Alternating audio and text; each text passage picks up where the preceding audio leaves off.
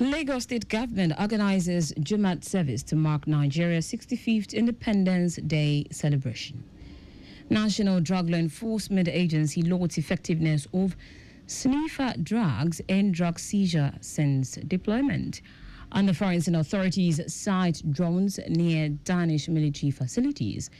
In sport, Galatasaray head coach provides fitness update on Super Eagles striker Victor Osimhen ahead team's UEFA Champions League clash with Liverpool.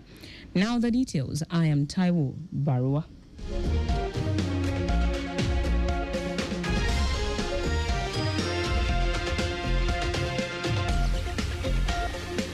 The Lagos State government has organized a dedicated Jumat service as part of activities marking the 65th Nigeria's Independence Day celebration.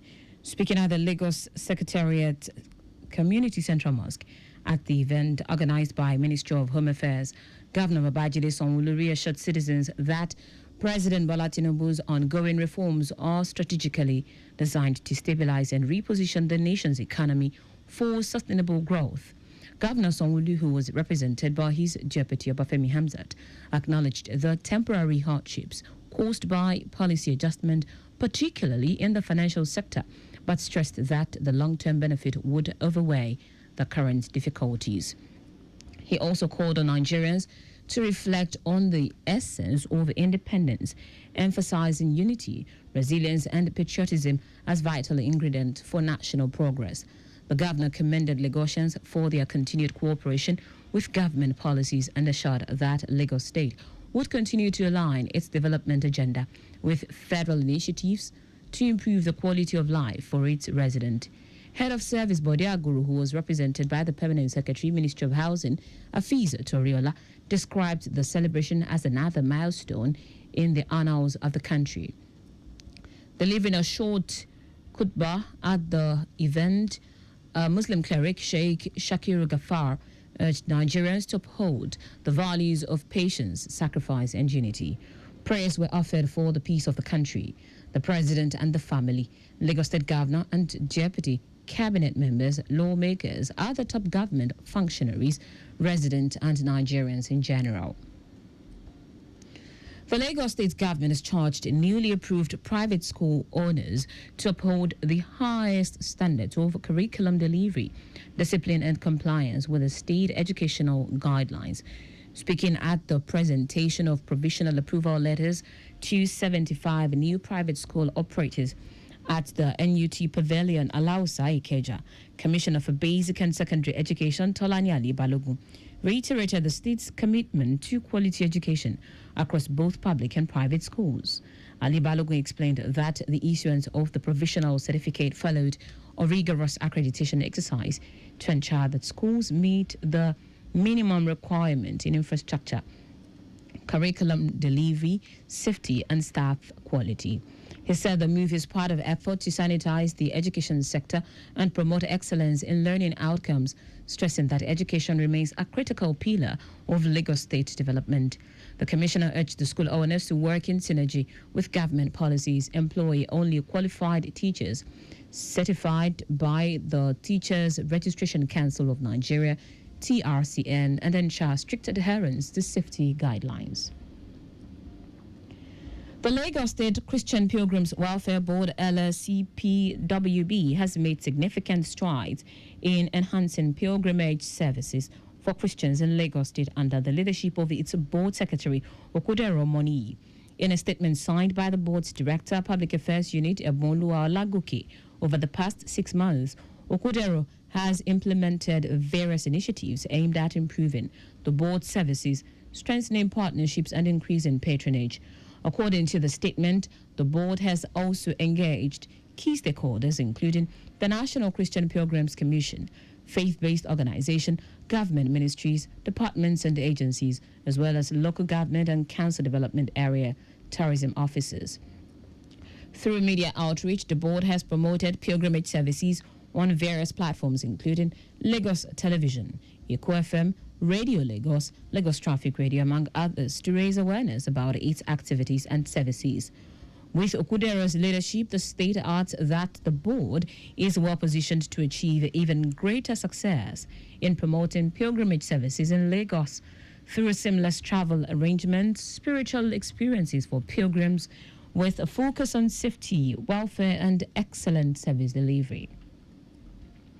Now to the rest of the stories. Chief Executive Officer of the National Drug Law Enforcement Agency, NDLEA, Mohammed Mawa, has revealed that the agency's sniffer drugs have been instrumental in the seizure of over 17.9 metric tons of illicit drugs since their deployment. Mawa made this known while inaugurating a newly built canine facility donated by the agency by the German government in Ikeja. Donated to the agency by the German government in Ikeja, Lagos. Mawa said the inauguration of this new NDLEA drug facility marks a significant milestone in the history of the collaboration between the agency and the government of the Federal Republic of Germany. He noted that in years past, the poor infrastructure of the NDLEA canine unit has limited its capacity to effectively address developmental and operational challenges. Mawa also commended the German government for always fulfilling its commitment to the agency.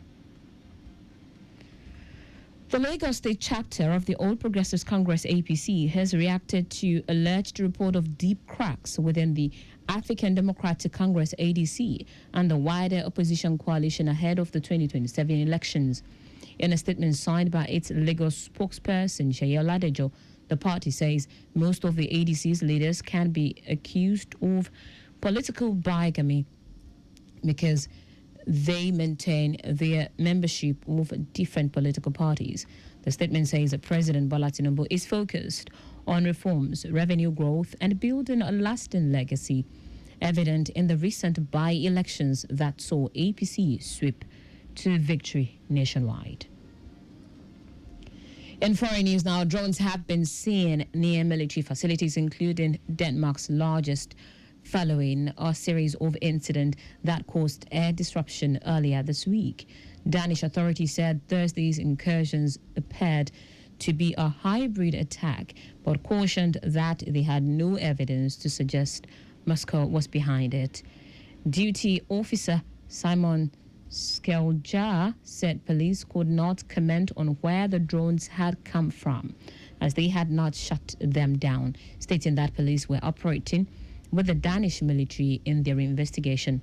The Danish Defense Ministry confirmed that drones were sighted near multiple military installations overnight, but did not specify which ones. Kremlin spokesman Dmitry Peskov has called the allegations unfounded, and Russian embassy in Copenhagen has denied absurd speculations of its involvement in what it's described as staged provocations. In sport now, Galatasaray head coach Taiwo Baruwa has provided a fitness update on Super Eagles striker Victor Osimhen ahead of his side's UEFA Champions League clash with Liverpool. Osimhen made a substitute appearance in Galatasaray's 1-0 victory over Alanyaspor on Friday night. The 26-year-old sustained an injury on international duty with Nigeria 3 weeks ago, which forced him to miss the club's previous 3 games across all competitions. Baruwa confirmed the striker is not physically ready for action, as the plan was to have Osimhen on the field for 10 minutes. The coach said it was essential for him to experience pushing through the pain, as that is a critical aspect of the game. And that's it on the news at 4. But just before we go, do not drive without a valid driver's license. You can follow us and like all our various social media platforms: X at Traffic Radio 961, Facebook Lagos Traffic Radio 96.1 FM, Instagram Lagos Traffic Radio 961. Subscribe and watch news and programs live on YouTube at Traffic Radio 961. Visit our website on www.trafficradio961.ng. You can also listen to Lagos Traffic Radio 96.1 FM live on my Lagos app for timely updates. Did you know that the Sanwo-Olu administration completed Obasekumade Road, Ipakodo in Ikurudu? You can get more details on the Lagos State Government website. To end the news, here are the highlights of the major stories.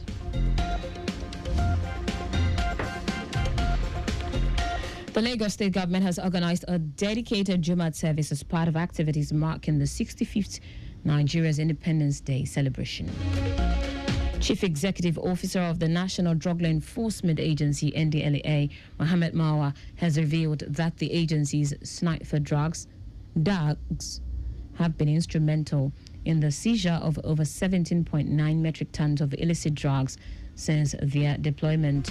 We also told you that drones have been seen near military facilities, including Denmark's largest, following a series of incidents that caused air disruption earlier this week. And finally, in sport, Galatasaray head coach Okan Buruk has provided a fitness update on Super Eagles striker Victor Osimhen ahead of his side's UEFA Champions League clash with Liverpool.